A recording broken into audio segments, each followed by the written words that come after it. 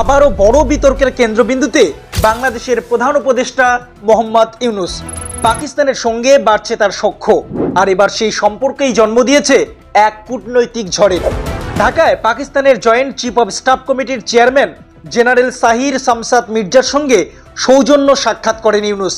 বৈঠকে তিনি জেনারেল মির্জাকে একটি বই উপহার দেন, আর সেই উপহারকে কেন্দ্র করেই শুরু হয়েছে বিতর্ক।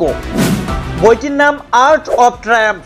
এর প্রচ্ছদে দেখা যাচ্ছে একটি বাংলাদেশের মানচিত্র, যেখানে ভারতের আসাম সহ উত্তর পূর্বের 7টি রাজ্যকে বাংলাদেশের অংশ হিসেবে দেখানো হয়েছে। আর এই ছবি এখন সোশ্যাল মিডিয়ায় ভাইরাল। রাজনৈতিক মহলের দাবি, এটাই সেই গ্রেটার বাংলাদেশের ধারণা যা বহুদিন ধরে প্রচার করে আসছে চরমপন্থী ইসলামিক গোষ্ঠীগুলি। এবার সেই আগুনে ঘি ঢেলেছেন ইউনূস নিজেই। যদিও ভারতের বিদেশ মন্ত্রক এখনও এই বিষয়ে কোনো প্রতিক্রিয়া জানায়নি, কিন্তু প্রশ্ন উঠছে, ভারতের উত্তর পূর্বের রাজ্যগুলোকে কেন্দ্র করে ইউনূসের বারবার এই মন্তব্য কি কাকতালীয়? চীন সফরেও তিনি বলেছিলেন, ভারতের উত্তর পূর্ব স্থলবেষ্টিত, আর আমরা সেই অঞ্চলের সমুদ্র শাসন করি।